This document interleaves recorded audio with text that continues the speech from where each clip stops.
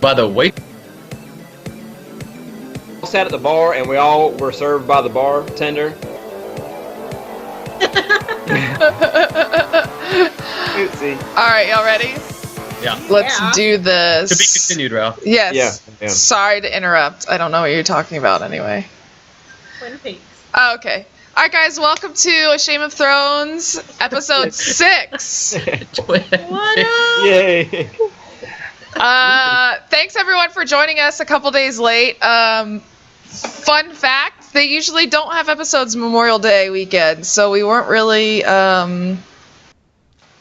too prepared for that. Lydia decides to go to the beach. So I decided to go to the Ralph and beach Kim. with Ralph and Yeah, Kim, who are over there. Yeah, technically. And Right then here. Negative. You were definitely pointing to Nate Madison. That's okay. no, on the stream, Ralph and Kim are over here. If you were watching the stream, thank you. Yeah. Nate Madison over here, and you're over there. That's how it works, okay? Anyway, You Anyway. stopped and had drinks with Madison. and then I stopped and had drinks with Madison. So I saw everybody. I saw everybody, and then eventually Well, I saw Wally. I was at work, so you didn't see me. I saw you on Twitter, so does that count? You were in the same vicinity as him. Yay. We were in the same zip code for a short amount of time. So, but we're all back, except for Kevin, as you can see. We don't really know where Kevin is. Maybe Kevin will join us later, maybe he won't.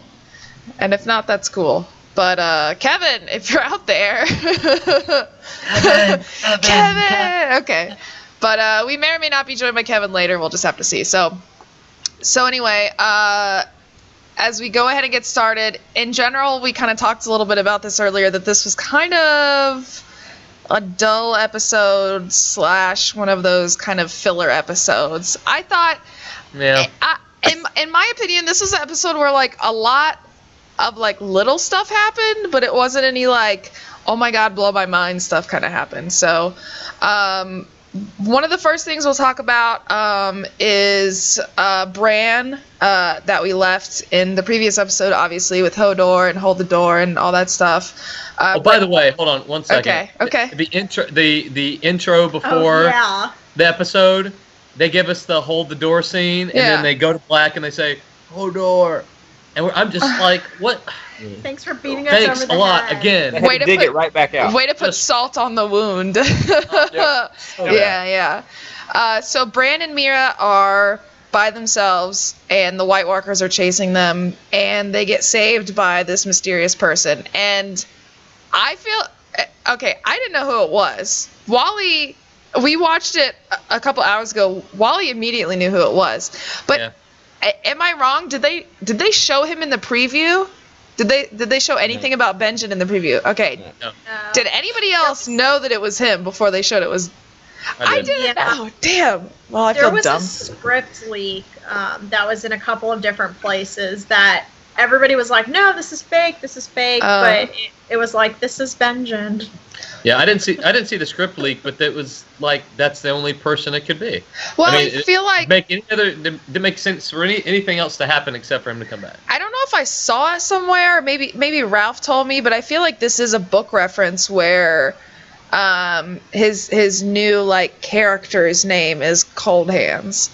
And that's what somebody told me. Yeah, and I don't know if it's supposed to be Benjen or if it was supposed to be another character or something, but this character was supposed to, come to light, I guess. So basically the premise is that, as we all know, Benjen was with the Night's Watch, and he went on, he was a ranger, and they went on like a trip past the wall, and everyone basically thought he was dead because he never came back. And what his story is that the White Walkers killed him and left him for dead, and then the children came and like saved him. They like reversed the process of him turning, so now he's like a halfway zombie. I don't want to call him a zombie, but he's like that was my question too. Like, what is he? He's not human, I don't think, because he has no fear of the White Walkers turning him. He's in that in between. Yeah. I think you can kind of tell he's kind of messed up, because you saw the stuff on his face. And he's kind of like got a blue tinge to him, and all that kind of good whatnot. The only thing that kind of bothers me about that is through 6 seasons, you never have seen somebody like this in like that condition before. Like you've never seen anybody that has. But at the same time, why would the children go and like save anyone else? You know, through that. Why would anyone else? Why would the children go and do this to anyone else? So it kind of does make sense that this is probably like the only person that's like that around. Why did they do it to him? Like, what made him special? Because he's a Stark. Yeah. Well, I think it goes to the fact that at this point the children are feeling guilty that they basically have brought the apocalypse upon not only man, which might have been what they wanted at first, but every living thing, right? That's the end goal of the White Walkers, is to just wipe out all of everybody. And so I think they found Benjen, and they were like, okay, we need to save this guy. And not only that, perhaps there is a little bit of the Stark part to it, because Benjen at this point knows a little bit more about the Three-Eyed Raven and the role he is to play in the war to come, right? So apparently he was, important enough for them to save. Yeah. I think it was a Stark thing. Like I'm with Lydia. I think it was just because of the whole Stark thing. But I think that whole thing's tied up with the Night King being a Stark and Bran being a Stark and Benjen being a Stark. Like I think it's all in a nice little package. But did he get that ability with connecting to the Three-Eyed Raven? Did he get that from the children? So maybe he didn't already have that. You know what I mean? It would make sense since the children in free with the Three-Eyed Raven to begin with. Yeah. So Wally's theory that I believe he's talked about before was the fact that the Night King, who we kind of found in the last episode, was that guy that the children created to be the Night King is a Stark, okay? When Wally first said that, I was kind of not really digging that. I didn't really like that. I didn't think that would be true. But I'm starting to listen to the audiobook for the first book, and in the first couple of chapters, Ned says to like Bran twice, he says it to Catelyn like a handful of times, that the blood of the first men runs through their veins, through the Starks. So because of that, and because of like all of Bran's visions have been of Starks when he was like training with the Three-Eyed Raven or whatever. And the last one with him seeing the Night King, that could have been the Stark. So I am starting to be more and more convinced with the theory that the Night King basically is a Stark. And if kind of something I'm rolling around with is what they're saying being winter is coming, that's not necessarily like a warning to everyone else.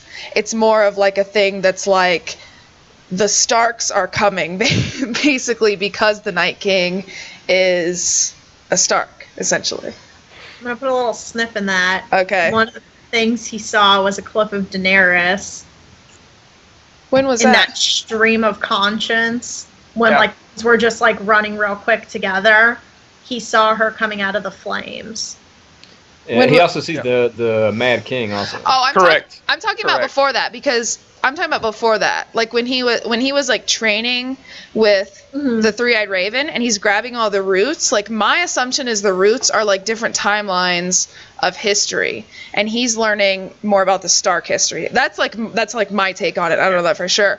So like we watched the producers thing afterwards, and when he has that like big flashback where you see like the Mad King, and like that's basically like that's basically like a quick run through of like all of history, not just the Starks. So I think when he was training with the Three-Eyed Raven, they were mainly focused on the Starks. And then when they were in the forest trying to escape, that was just like a run through of like everything, because the Three-Eyed Raven had just died and he was like inheriting everything, because he, like Benjen said, he is the Three-Eyed Raven now. So I don't know. I'm going along with Wally's. I'm going along with Wally's theory. I actually believe that. It's a good theory. I mean, if it's poker, I'm all in on that theory. Like I will go bust with that. Like I am all in on that. I think the only thing that came out of this episode that I really, and I'm sure somebody has done it online at this point, but obviously I just watched the episode today, so I haven't really looked at anything. I've been trying to avoid the internet for 3 days. But I think if someone hasn't, I wish somebody would on the internet put together like a montage of that frame by frame, what he saw. They did. What did they? Okay, I've got to see it. I want to see. Got to see it. I really wanted to see. And Mashable both did for reference. I really wanted to see. Oh shit! I feel like there was one flashback where there was like a big group of people there, and I wanted to see who was there or something. But yeah, I agree with you, Wally. I would like to see that because I think that could give you like a big insight to a lot of stuff in the past that would probably confirm or deny a lot of theories. So and go ahead. One last thing on it. When I think about it, I really wonder if, when it's all said and done, if the Mad King is going to have some sort of knowledge or something going on with the White Walkers, and if that is why he kept saying, burn them all. Burn them all. Because it has been repeated so much how often he would say, burn them all and everything else. And who knows, could it have been the Three-Eyed Raven that influenced him to go crazy? Is that why we're seeing him? I just think that him and this burn them all has something to do with the White Walkers. I really do. I agree with that, especially we saw Benjen burning them, which is something we haven't seen before. We only saw them being like stabbed and whatever. Yeah, that flaming whatever thing. That's pretty cool. Yeah, that was a pretty cool deal there. Yeah, and that's immediately what I thought. I'm like, why is he torturing them? Oh yeah, he's torturing them so they won't come back. So yeah, it makes complete sense, Wally. Yeah, I think Bran goes back and like shows the Mad King what's coming, and that's what drives him mad. That's why he starts wanting to burn just random people. Yeah. So now that so Benjen had been working with the Three-Eyed Raven practically this whole time, whatever that means, kind of just helping him out. And Benjen probably has more of an insight onto what it actually means to be the Three-Eyed Raven, because we don't really know. I mean, we know it obviously has something to do with like combating all the White Walkers and, with winter coming and everything. But what does that really mean to be the Three-Eyed Raven? Like, what does he need to do? So Benjen is, like, he's going to come back to be such a vital role now, not only as, like, the uncle that supposedly died, but he's now another Stark that's in the picture, and he's going to be able to basically lead Bran on the right path now. How that is, I have no idea. Don't know. It's not for us to know. It's not for us to know. So, I don't know. I had to dig so deep to figure out who he was, because until he took his cloak off, I had no idea who it was. I just couldn't even, especially because they didn't mention it in like the, previously on part, because they usually do with stuff like that. And been a surprise. Then it definitely would have given it away. Yeah, then it absolutely would have given away. So, all right. So, kind of moving on. So Gilly and Sam go to Sam's hometown of Hornhill, and holy crap, they are rich. Yeah, they're a lot nicer than I thought it was gonna be. Yeah. So they kind of think they're gonna be able to get shelter there. Especially for like Gilly and the baby, and his mom and his sister basically love Gilly and the baby, and his dad obviously does not, because his dad doesn't know that she's a wildling until they like have dinner or whatever, and his dad's kind of a dick, which isn't really a surprise. Which it's like, oh, I didn't see this coming. So once he finds out, his dad is basically like, Sam needs to go, but the baby and she can stay, and she can, like, what did he say? Like, work in the kitchen. Yeah. So Sam is about to leave, and that, God, that really pissed me off when he was about to just, like, be like, okay, well, I'm just going to deal with it. Because Sam has grown so much as a character like the entire show, and I feel like he was finally growing some balls, as Hendy just said in chat. Sam grows a pair. You would think so, and then he just kind of turns away, and then finally he comes back, and they're gonna like escape, I guess, and he takes his dad's sword, which I'm glad he did, and he's like, he can damn well try to take it from me, and it's like, he probably would. So where do Gilly and Sam go now? Cause he's not going to be a maester, I can tell you that much. No. Well, with a Valyrian steel sword. Yeah. They're going back north, or he wouldn't have taken the sword, right? Because I mean, that's the only reason that you would need a sword that has Valyrian steel, because you're gonna if go he's north. Gonna go north. Well, and he doesn't know all the stuff that's happened at the wall right now. Yeah, he doesn't necessarily know the significance of the Valyrian steel either. All that happened after he was sent away. Well, right. He knows that. You know what Valyrian steel can do. I think so. Well, he seems like a astute. Well, he was guy. able to stab one of. Oh no, that was a dragon. Dragon glass. See, I don't know that anybody knew what Valyrian steel could do until Jon Snow did it, and then realized, oh shit, Valyrian steel is kind of cool. Yeah. I think Jon's probably. Who's alive that has fought White Walkers with a Valyrian steel sword? Nobody but Jon Snow. Yeah, that's true. But I mean, he does know that it's a very rare sword. Like sure, he knows, yeah. and everybody does. Everybody does, yeah. There's like 5 in the world or something. Yeah, so he's taking it, but I don't know what's weird though is that he was planning. He was going to go to be a maester anyway, and didn't he just want to leave Gilly and Sam there because women aren't allowed in the Citadel?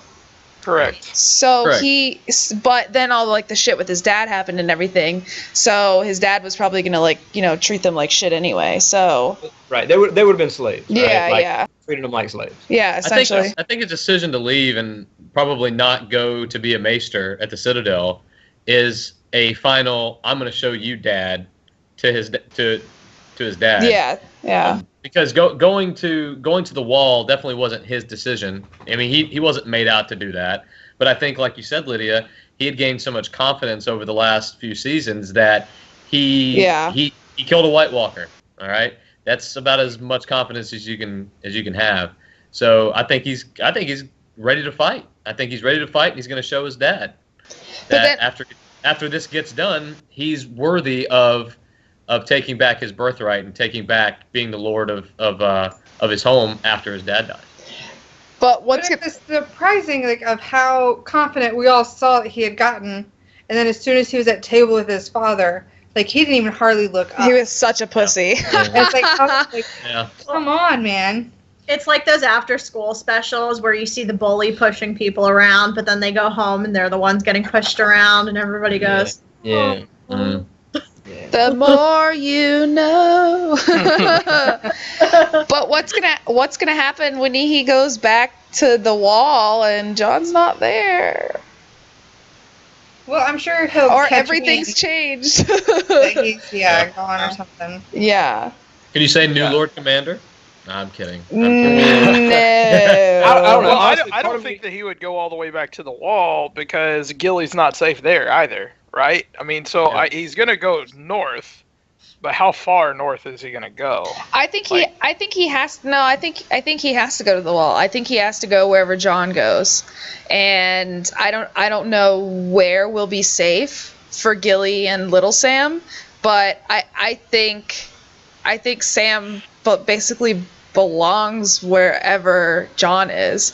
But also stuff with the wall is changing, so I mean, who knows? Gilly and Little Sam will stay there, or they'll stay somewhere around the wall. But I don't see Sam not being wherever Jon is, or around Jon, or doing something for Jon, at the behest of Jon. So I'm going to go opposite. I still think that he goes to do the maester thing. Maybe he doesn't be the maester, but I think he still goes over there and starts learning. Because that was the whole reason he got sent off in the first place, because he can't help Jon. He's not a warrior, but he knows a lot of stuff. And Jon sends him off to learn more stuff so that he can find a way to kill the White Walkers. I think it's going to take it too far from the storyline if he actually does, because that's probably a years-long process, 10, 20 years. Who knows? I think it would take too long for that story to run. I think all of these storylines are going to come together in episode 9. And someone's going to die. when they go and take Winterfell, and finally Ramsay Bolton dies in episode 9. I can't wait for that episode.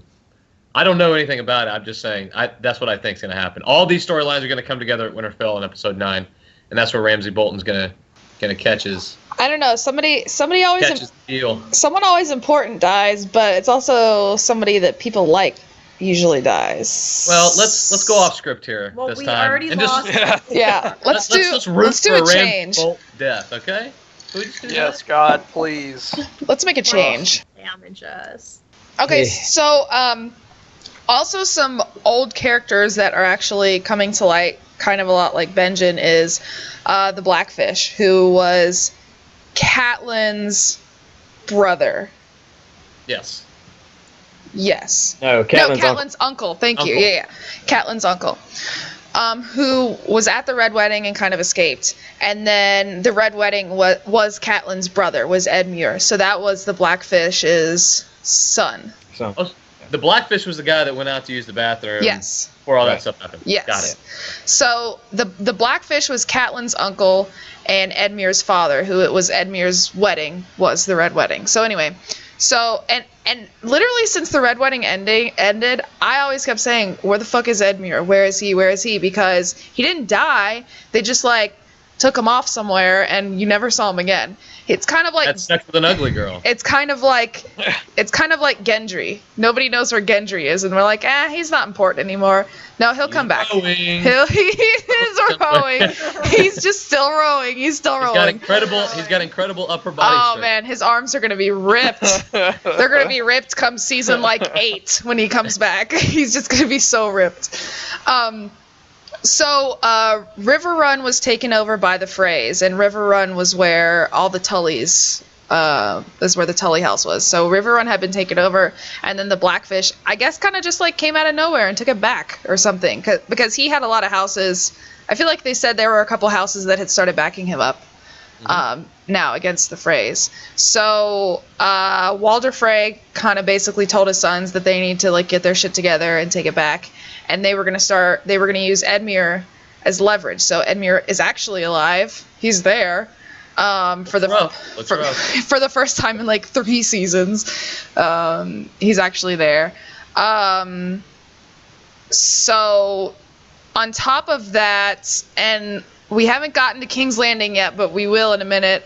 On top of that, Jaime is supposed to go and help River Run too. So we're kind of adding these old storylines that we kind of thought were done, and now they're starting to come back to relevancy now. And I don't really like Jaime going to River Run. I feel like that's kind of pointless, and even he said he thought that was pointless. But we haven't talked about King's Landing yet, so we can get into that in a minute. But I do like to see the Blackfish coming back, because I feel like he was more important than people understood back in previous seasons. Yes.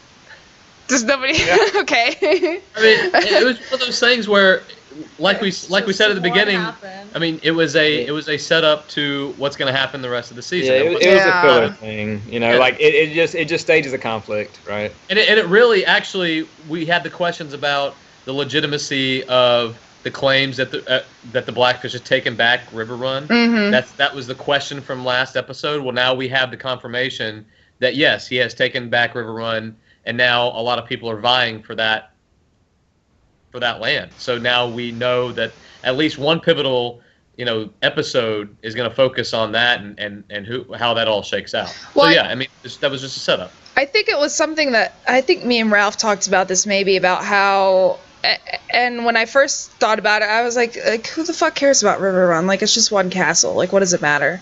But I think it was Ralph that said, if you look at a map of everything, what did you say? River Run is kind of like a port for. Well, that's kind of like the choke point from going north to south. Yeah. So it is actually much of a bigger deal than you think it would be. So being able to hold that, and the Freys are technically still aligned with, I guess, the Lannisters or the Baratheons or whatever you want to think of them. So him having to hold that and not being able to because of the Blackfish, that's going to be vital. to get back, I guess. I don't know. This was such a weird episode. Yeah. We don't have Kevin to talk about all the meta text. There's no deep dive analysis of this episode. There's really not. I mean, well, and I guess if you can consider the title Blood of My Blood, it's not just with like the Targaryen stuff that's going on, which was stupid in this episode too, but a lot of it is family related. You know, Bran and Benjen, Gilly and Sam going to Sam's home, and you know, the Blackfish with his son coming back, and like all of this is like family related, and how all the family ties into everything. Did we lose Kim already? Did she get bored? No, she's tending to the animal. Oh, okay. She's tending to the dire wolf. Yeah. The beast needed attention. Yeah, the beast. Okay. So tying into your family tie, I think we now know where Aria falls in that she can't let her family ties go. So that good segue. Very good segue. So like Aria has kind of been in this limbo. It's like he works in TV. It's like you understand the flow, yeah. I kill time and I do segues. I kill time. So Aria's been in like this limbo with like the House of Black and White and like the faceless god or whatever, where the many-faced god. The many-faced god, thank you. Many faces, not none. Not none. So there's many. So she wants to be a badass assassin, okay, but she also has a list of people that she needs to kill to like avenge her family, and like she's been like trying to balance it. And I felt like last week's episode she was getting much more to the point of just becoming, you know, a girl with no name, and you know, with the many-faced god and whatever. And then she's basically ordered to kill this actress, Lady Crane, and she goes to a lot of the plays, and then finally with this one, she actually gets to the point where she can poison Lady Crane, and she knocks it out of her hand before she can drink it. So, which basically means now, and I believe Jaqen told her that, you know, one way or another, the many-faced god is going to get a new face, which means either Lady Crane's going to die or Arya's going to die. So now that Aria basically... Always the third option. That Arya's just going to kill everyone. The girl that's coming after her is going to die. Yeah. Oh, yeah. Oh, there you go, yeah. I waif. I could. I can't wait for that girl to get I know, I really... Yeah. So Aria goes, and because, I mean, Aria knows that she's was caught. So she goes and finds Needle, which is still there. I think somebody talked about, either last episode or a couple episodes ago, that we didn't even know if Needle still existed or not. So she found Needle, and she kind of just hides and is like waiting. Where did she go? Like the sewer. I mean, Ralph said he thinks it's like her where she stays. Yeah, like I think that's where she sleeps at, right? Like I think that's her little area where she sleeps. And I think the whole purpose of that episode, or that little scene, was that she went and got Needle, and she went and laid down in her bed and pretended like, oh, everything's cool. She blew out her light, and she's waiting on that girl to come kill her. And then she's got Needle like under the pillow, ready to go, kind of thing. But she was I could see super that. sketchy. Like, is anybody here? Is anybody seeing anything? Now I'm going to blow out this candle. I don't know. I think she could get through the girl, but I don't think there's any way she could get through Jaqen. I don't think she could. Jaqen would kill her. Like he's the ultimate killer guy, right? Like he's the disciple of the many-faced god that can do whatever he wants to and change his body and face and whatever. But if she kills the girl, then that's the third option. She's paid her price. Okay, so she kills the girl, takes the girl's face, kills Jaqen. No, but would Jaqen not try to kill her because she killed the girl, so she got another face? Is what they're saying. It's weird, sexy smile thing that he does, like the half-life. Yeah. And then just go on your way, Aria, because she's not the girl with no name anymore. Yeah. Aria. Or Lady Stark. Wing. He would call her Lady Stark. He would call her Lady Stark. Aria Stark. No, he would say she is a Aria. Girl with a name. No, he would say Lady Stark. Whatever. So, but what does she do now if she's able to escape? She just wait. No, I mean past that. If she's able, so if she kills the girl, if she gets her ass on a boat, if she, you think she'll go to the wall? At King's Landing. Yeah, I think she goes to King's Landing. I don't think she gives two shits about what's going on up north. She wants to kill Cersei Lannister. And does she straight up, I think. Does she even know Jon Snow's at the wall anyway? Find out. Yeah, Yeah, because they all know he's at the wall. Everyone knows he's at the wall, but she doesn't know that he became the Lord Commander and then he got killed and then he got not killed. Yeah. So she doesn't know the circumstances. I think that she would go straight to King's Landing because I think after watching the play and constantly seeing that whole thing over and over, I think it is just re-cemented in her head. Cersei Lannister needs to die. Yes, I think she goes straight to work on the list, right? Like I think she hits the land and then hits the list. According to Two Truths and a Lie, though, she does not kill anybody from her list. Yeah, which I think is one of the two truths that she said. Okay, but if you think about it, if you look through her list, most of the people that have died on the list, she hasn't killed anyway. They have been killed by other circumstances. Like with Joffrey and with the Hound and everything, So she might not kill them, but somebody else will. So so she may not kill them, but somebody else might be able to kill them. She's gonna kill at least one person on that list. This season? No, not this season, but ever. For the rest of the run. I think so. And I think it's gonna be Cersei. Well, who's left? The Mountain. Who's left? The Mountain, Cersei. The Hound. The Hound's. You don't think the Hound's dead? I don't think the Hound's dead. You don't think the Hound's dead? I think this show has. How the fuck with the Hound? I think this show has consistently shown you that unless they show you that somebody is dead, you cannot safely assume that they are not. So is Stannis coming back as a White Walker? I mean, no, they showed Stannis being killed. No, they showed Brienne going like this. Hey, no. But they never showed anything. Brienne said, "I killed him," and I watched him die with my own two hands. Eyes. Yeah. We didn't see it though. Pan's Labyrinth. But I mean, I don't like case in point was this episode Benjen. We all assumed that he was dead. That's the assumption. Benjen died.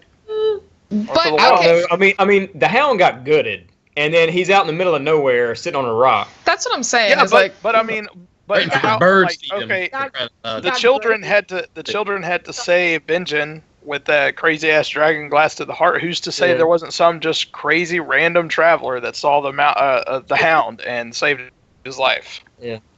You never know. George R. Martin. But anyway, that's the point being you got the Mountain, you got Cersei, and then there's one more on her list because there's 3 left on her list. The Waif. Who? No, she's not on the original list. Not the original list, but she does say it at a certain point that she wants to kill her. Who? The Waif. The girl. I don't think she added that to the list. Pretty sure she did. And it's not Ilyn Payne. Someone said in the chat Ilyn Payne, but remember, she killed Ilyn. Wasn't Ilyn Payne the guy that she? Meryn Trant. Oh, that was Meryn Trant. Yeah. And who was Ilyn Payne? I don't know. He was the guy that did the torturing when they were at Harrenhal. Oh, okay. So he could still be alive. Oh, you think he's dead? Yeah. Huh. Then I don't know who's left. We're looking it up. Okay. Yeah, that's what I'm trying to. Stand by. I feel like we did this another episode. Did we do this after episode 2? We I think we did this a couple episodes ago. Podcasts ago. Yeah. All right. Okay, Wally's got it. Amory Lorch, who is that? Sir Amory Lorch, for killing Yoren. Who is that? Was that the? I don't know what list you're looking at. This is Ari's list. Oh. This podcast is going down the tubes. It is. And you just called her by your dog's nickname. Ilyn Payne is the executioner that killed Ned. Thank you, Ryan. Yep. That makes sense. So he's probably in King's Landing somewhere still. Yeah, like he's still alive. Yeah. I thought he was someone's like knight or someone's like right hand person. He's part of the King's Guard, probably. Yeah. I thought he was just an executioner. Like wasn't he like that old grizzly old man?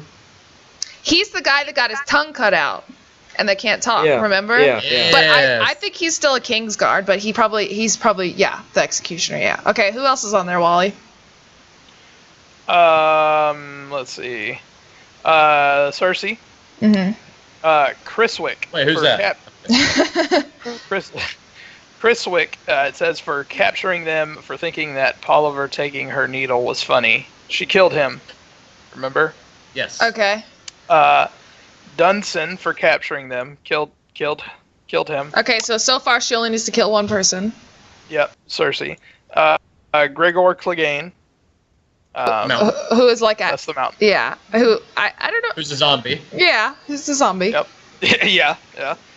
Sir Ilyn Payne for chopping off her father's head. Yeah. Joffrey, who's dead. Meryn Trant, who she got. Polliver for capturing them and taking needle from her. She's already killed.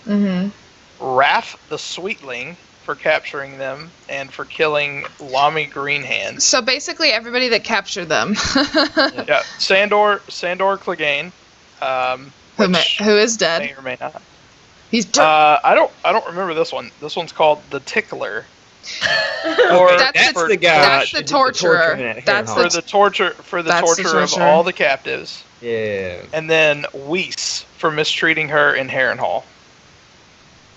Okay, so Matthew says Amory Lynch was killed by Jaqen, and Amory Lorch, he killed Yoren, who I think was one of the kids that they were with when they got captured. That's the top 10. That was a chubby kid. Yeah. So I'm on Game of Thrones Wikipedia because I just needed my point. Aria recites her list for the waif, who comments that it is short and cannot be everyone who she wants to kill. She then queries if Aria is forgetting someone, implying herself. Aria then asks which name the waif would like her to speak, suggesting the waif is not on her list because Aria does not know her name. Well, then she's not on the list. She will be as soon as okay. Okay. Kills her regardless, right? Because the waif stick is coming after her, so it's gonna happen. You know, like she's gonna get killed. Just trying to prove a point. Oh, and a very, very quick aside. Speaking of people that we never saw die and we hope come back, what about Arya's dancing master? Anybody ever think about that guy anymore? Died. We never saw him die. Yeah, but we always never saw him die. But there was always a theory that he was actually Jaqen. That's what I was. That's what I always thought. But that's what I always thought. But Jaqen is also just a face, because when when she stole the face to go kill Meryn Trant, she thought Jaqen died, but that was just somebody with that face. So there was always a theory because they were both Bravosi, so there was always a theory that her dancing master could have been Jaqen. Yeah. And they both reference that there's only one God, right? And it may be called different things, but it's just basically death, right? Right, the god of death. Many-faced God is from across the sea. Yeah, they're both Bravosi. I didn't want to sidetrack anything, but that's always in the back of my mind somewhere that he's going to show back up. That's what I'm saying. Ever since the end of the Red Wedding, I couldn't figure out where Edmure was and never knew where he was. And then I'm sure there were a lot of people that always thought that Benjen was still alive, and that's why I'm saying that Gendry's coming the fuck back. I'm Team Gendry all the way. Team Gendry. Team row your boat. But is Gendry is he relevant anymore though? I don't know. He's the last Baratheon. Yeah, he's the only legitimate son. And when he shows up looking like fucking Popeye, he'll be relevant. Danny on that. Is what's gonna happen. A Baratheon Targaryen baby. Boom. I mean, he's gonna be so ripped when he gets back. So he will be relevant. Everybody froze. Now we're back. He's gonna be ripped as hell, so he's gonna be relevant then when he comes back. Yeah. Oh, he's gonna be so tan. He's gonna be that good Cuban tan. Oh my god. See, this is how bad this episode was. Speaking of Danny, this is what Gendry's gonna Cuban tan. So bad. So I have one other thing to say. Thank you for the segue, Nate. I have one other thing to say regarding the many-faced god or whatever. Is we talked about this a little bit in the last episode, but is this religion basically just like assassins for hire? Because we don't know for sure, but Aria kind of assumes that the other actress basically hired them to kill Lady Crane, because Aria couldn't really find any like relevant purpose to kill Lady Crane. She was a nice lady, like there was nothing wrong with her. So did that religion essentially turn into like assassins for hire, because, or was it something to the effect of like the many-faced god has like a prophet that told me that we need to kill these people or something? That's what I don't understand.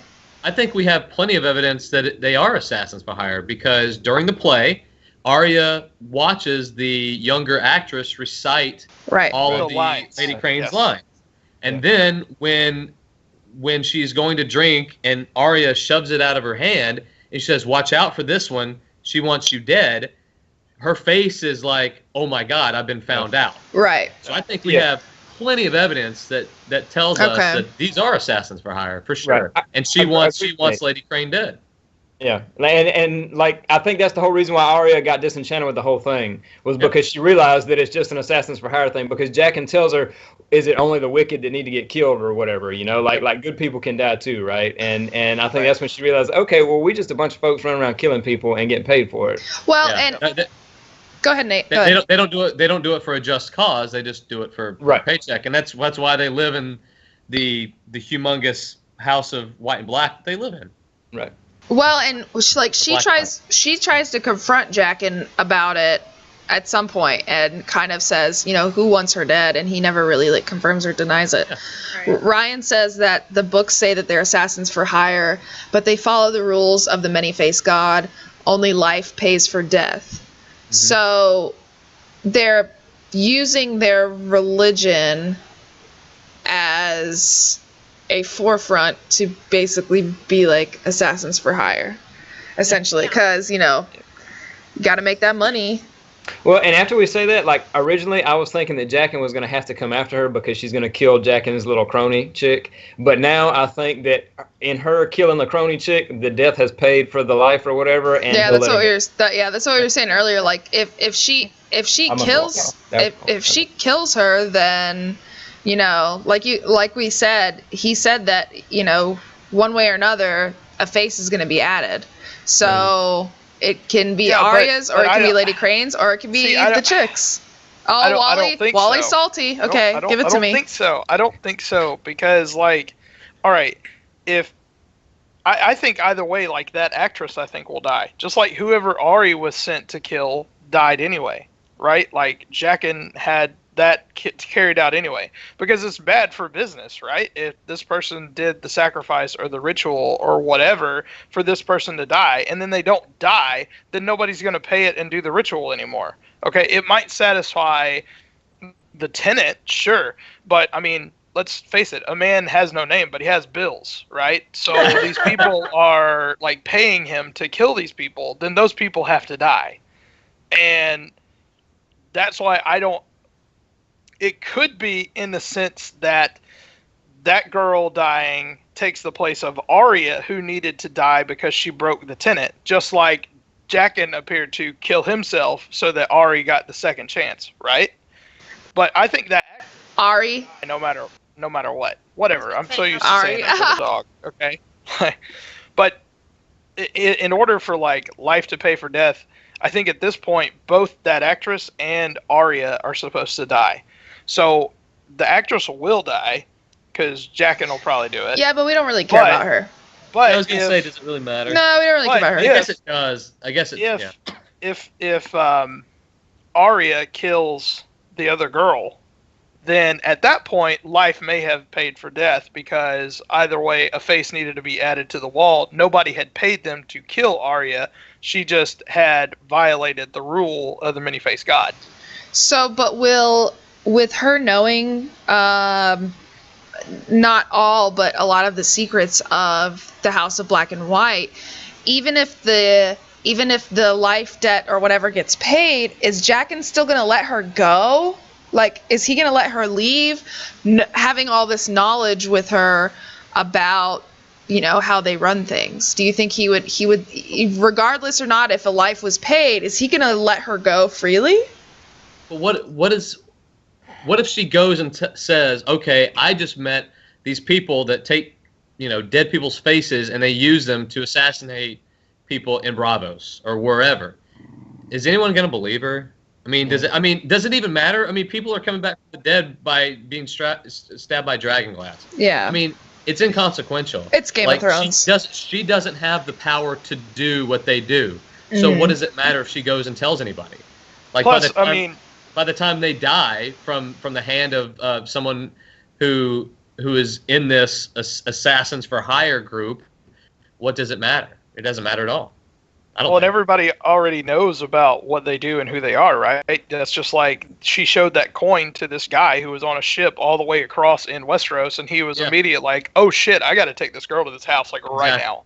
Exactly. So I don't think they can let her go without consequence. Yeah. I mean, you know, probably in the grand scheme of things, they might not think she's, you know, worth it, I guess. But we know that she serves a big purpose in this storyline. So. Fair enough. Okay. I think she's stupid, but we'll see. She's a duty head. I think no matter what, she's stupid. Yeah. Okay. So probably the most anticlimactic thing that happened in this episode was Dany's storyline. Which should have been the most climactic. Which should have, yeah. So now she has her like Dothraki army, like version 2.0, basically. And I guess they're going back to Marine, right? They're going back to Marine, and then what? Okay, you got your armies now. And now she still has problems conquering the other free cities that she had. And, you know, they're talking about how she still doesn't have any ships, that it would take her 1,000 ships, and nobody has 1,000 ships. So then she's like, BRB, and she gets Drogon, and kind of just, like, hypes everyone up, and then it ends. And that's it. And that's it. Like they were already hyped up, though, right? Like she just walked out of a burning house naked. Like, they're already pumped. You can't get hype. You can't get hyped than that. You can't get. You cannot get more hype than that. You can't get more hype than seeing Dany walk out of a burning building naked. There's nothing past that hype level. I don't know. You think those people have ever heard of a dragon? Naked. Yeah, but like but her walking out naked from a burning building, naked. I'm sorry. Excuse me. Yeah. That got them on her side. She didn't need them to get more, with her. So like they already look at her like a god. Exactly. Yeah. And the thing is okay, you still got a week to go to Marine. You still don't have ships. So, okay, we're all hype, like, we're ready to go, but it's like, we're hype with no place to go. I will say this, though, is that the first time she did this stunt, where she came out with dragons and came out of a burning thing, she had people on her side then, but you saw how that ended up. But I feel like that was a bigger deal because that's when the dragons were born. Is that what you're talking about? Correct. See what happened? Those people didn't stay loyal to her. Yeah, that's true. You bring out a dragon and ride that bitch around. That's next level stuff. So maybe she thought, if I can't, I might be able to walk out of a burning building and, that they might think that's cool. But if I got a dragon, which none of these people have probably ever heard of before, that's next level stuff. And this will be the thing that keeps these people loyal to me. Well, I've got this thing. Yeah. This thing is a monster wrecking machine. And any other time where she's had to basically hype everyone up is you could tell like the spirits were pretty low. about everything. But they didn't really spend a whole lot of time with that. It was just kind of them talking and her realizing that she didn't have ships. And then she knew that Drogon was there. She could see that he was there. One thing that... She mentions the ships in her little speech. The wooden horses that carry you across the sea. Right, but she still doesn't have a plan of how to get them. She doesn't know how to get them. So, like, I think I told Madison, like, after that episode, it would have been so much cooler if she just, like, turned a corner and there was, like, Yara and Theon with, I mean, it wouldn't have been 1,000 ships, but it would have been something to start out with. Yeah. You know, that would have been... She's not aware right now that all of her ships that she did have got burned. Yeah, he told her. Huh? Didn't he tell her? No, she hadn't. No, like they didn't know.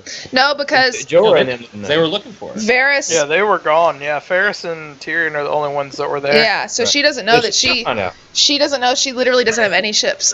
She'll find out soon enough. But something that we saw with the producer's commentary at the end, I don't think it was word for word, but when Drogo makes that big speech about how he's gonna go and get the 7 kingdoms for her, and he's gonna go and, you know, where they're in the hut or whatever, and he makes this big speech to, like, his Khalasar about how he's gonna go and do this, and they're gonna ride across, you know, the sea and everything, because that's a big thing that they don't do that. They don't ride ships.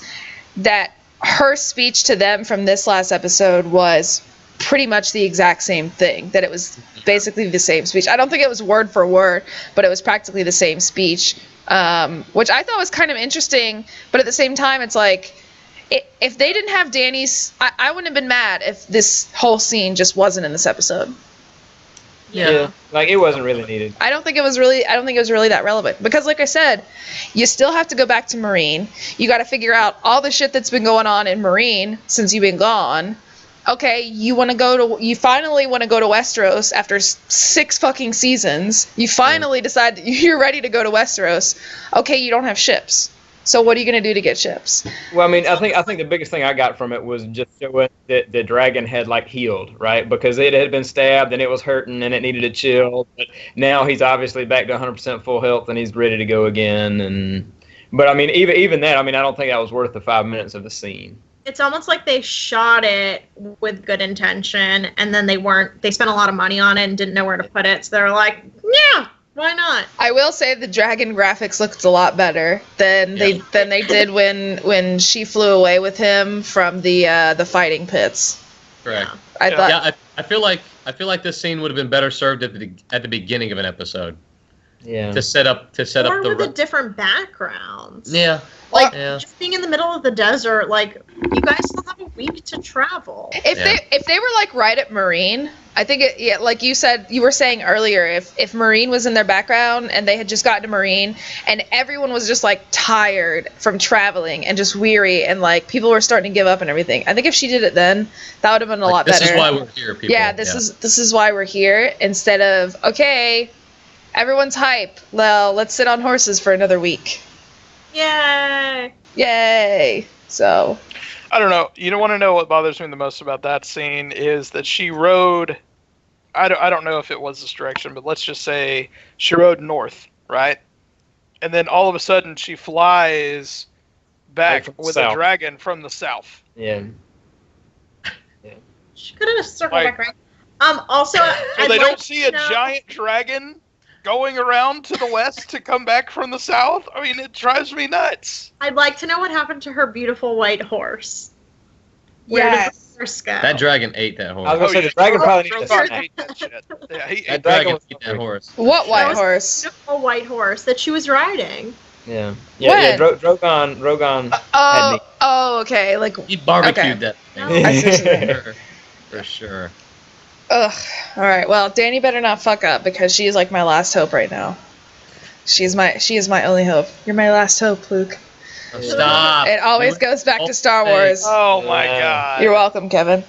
Okay, so we're gonna end at King's Landing, which I watched this episode 3 times and I still don't understand part of this. So someone maybe need to explain it like I'm 5 or something. So Marjorie, like, officially commits herself to the faith, And in last week's episode, she kind of had like this breakdown with her brother, and he was kind of like he was ready to give up. He just wanted to make everything stop. And she told him not to, that like basically she would figure everything out, because I feel like her and like her grandmother always have a plan about something to figure out, like no matter what happens. And their plan was essentially to get the Tyrell army and just basically like run everyone down and release them, right? That was basically it. So she's about to take her Walk of Atonement, and the army comes up, and the High Sparrow basically says she won't need a Walk of Atonement because she's brought in someone else into the light of the Seven, and then it's fucking Tommen. And now, go ahead, Nate. No, I was gonna say, do you think she was privy to the plan that her grandmother had? I think so. No, there's no way. Well, because like the grandmother says, like when the grandfather is like, "What's happening?" and the grandma's like, "He just beat us," right? Yeah, like he just like won. that was totally unexpected. And he did. Out of nowhere. Well, see, here's the thing. I think Marjorie was acting on her own with this, and I think, like you said, I think she has a plan. I think her plan was not to strip naked in the street, and that was as far as her plan. That was her. But her only way of getting out was to bring Tommen into it, and because that was her only. That was like her last hope, because nobody had told her what the plan was. But at the same time, I mean, nobody was allowed to see her, so she didn't know what the plan was at all. She wasn't privy to it. So she brought Tommen in, and okay, you don't have to do your Walk of Atonement, but now you probably made a mistake that is going to affect, like, basically the world, because now the faith and the crown are like working closer together, because I guess before this it was like separation of like church and state, but it still had an effect on everything. Like they still kind of tied into each other. And now, I mean, you saw with the new armor, their new armor had like the 7-pointed star with like the Baratheon crown in it. So now it's more of like the High Sparrow is now like essentially the hand of the king, where he's basically like one step down from the king now. So how is that going to affect everything that happens? Because now, instead of Tommen doing whatever he wants as the king now, which basically that's what you can do, you can just do whatever the fuck you want as a king, now he's going to have to think, okay, does this go by the rules of the gods? But okay, is this really like, all right, I have two huge plot thoughts on this. Just questions. Number one, I honestly buy into the sincerity of Marjorie and Tommen, both as legitimately buying into the faith, as it not necessarily being a thing. Maybe not so much. I just do, because Marjorie, I know she did it to like get the attention and for people to see her, but I do think that she legitimately cared about like the poor people and stuff like that. I really do. I think she legitimately did care. Now, okay, so all right, well that's fine. That's fine. But then the second one is, why, like, am I the only person? I don't feel like the High Sparrow is a bad person. I don't. I think that Wally is getting kicked off of the podcast. Bye. Bye, Wally. Where's the thing at right here, where's your 7-pointed star? Oh my god. Oh my god. Like, okay. All right. So like obviously the torture and all that is like terrible, and like that part of it, yes. But it's no worse than what any of the other families or kings have done to people, like in their, quarters and stuff like that. It's no worse. And I mean, maybe the dude legitimately does want to change things. Like, I am just not convinced that Like, why are we all of a sudden cheering for Jaime and Cersei Lannister to do something? Why? I don't get it, because I'm not cheering for that. I'm they haven't glad done they anything lost. all season. And I love it, and it's great, and it should continue on for the rest of this show until they are burned and dragged naked through the street while having sex to show everyone that they are terrible people. This is coming from the Tyrion lover. The Tyrion lover. Change from the beginning. I mean, they're not the same villains that we met in season 1. Terrible people. Yeah. They're awful. They're terrible. Go ahead, Kim. Go ahead, Kim. Anyway, back to the High Sparrow. Like, I thought it was very interesting that you had like that personal conversation with Marjorie, and then all of a sudden she got to see her brother. Well, she was never allowed to see her brother before, and then he has a private conversation with Tomlin, and then he asks Tomlin, "Oh, do you want to see Marjorie?" And he's never been allowed to see her before. So all of a sudden, that there had to be some plotting between Marjorie and this High Sparrow. Then they got, Tomlin there, brainwashed Tomlin, and then that's how that all started. I definitely think the High Sparrow is in there for his own good. I don't think that he's in there 100%. I don't even think it has benefit of religion or anything like that. I think it's all for himself. Like, something happened to him and wronged him in his past by somebody, and then he's, getting back at them for what was done to him or his family or something like that. Well, if you remember, I think. Madison was next. Go ahead, Madison. Go ahead. Go ahead, Ralph. So when Jaime was in the Sept with the High Sparrow, and they're having that conversation, and Jaime kind of acts like he might kill him, and then he sees the other guys walk out, the Sparrow specifically makes the comment of, like, it's time for a regime change, right? So like that's his motivation. Like, that's what he's going with. Now he might cloak it in religion or whatnot, but he's been very forthcoming with Jaime that this is about a changing of power out of your hands and into mine. I mean, I've basically compared it this entire time to this, and this whole scene reigned true on it, that this is basically like a commentary of the historical Catholic Church and the kings of England, and how the papacy basically, like, fucked things up, because there was instances where you had really great popes, but then you also had these people that were just power hungry and were in it for themselves and for whatever backstory that we don't know about yet. Because he has that whole thing about, he tells his little whole story and we're supposed to feel bad about it, blah, blah, blah, blah, blah. But it's, they even said it in that speech, the two pillars of anything is religion and the crown, and that's held true. I mean, even in America, you have the church and the state.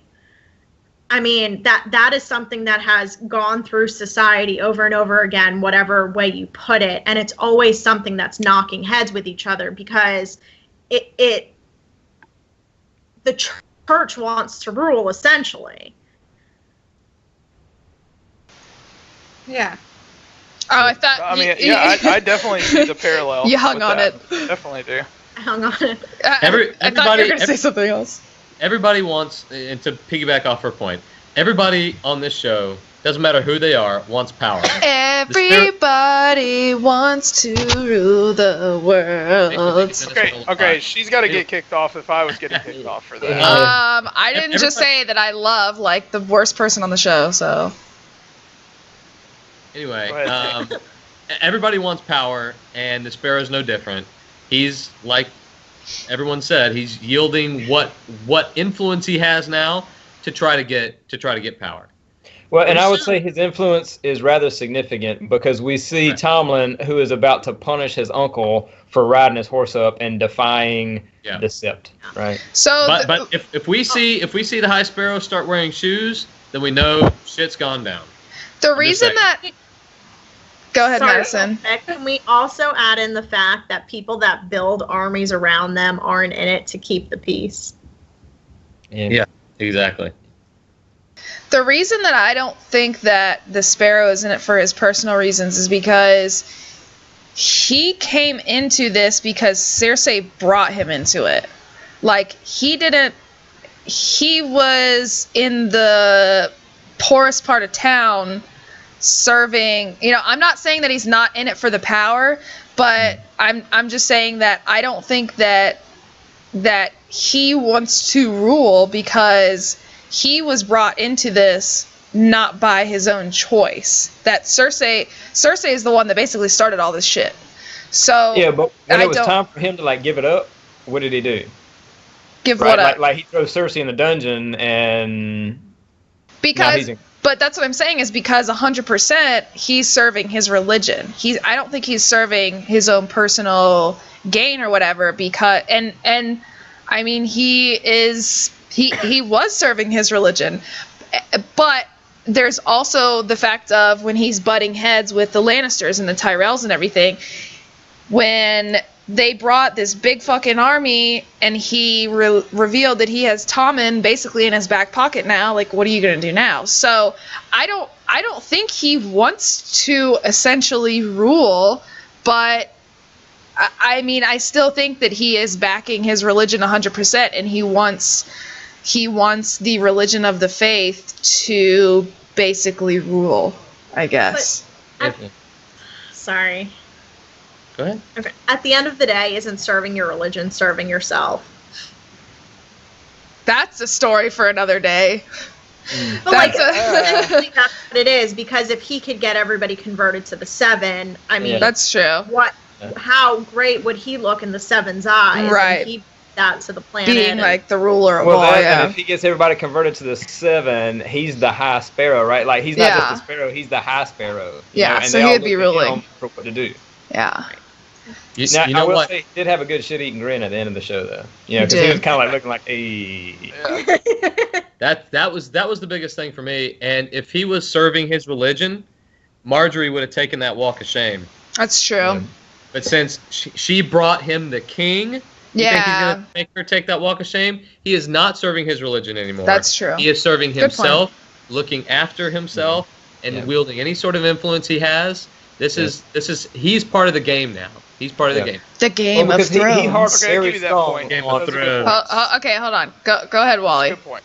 No, I was just gonna say that's a good point. I'll give you that. I definitely yield to the High Sparrow is a part of the game. You guys have convinced me. He is not a man of who he says he was. I will have to yield that point. Does Marjorie actually realize this big? Like, not only did she saved her ass now, but this huge kind of mistake that she made bringing Tommen in.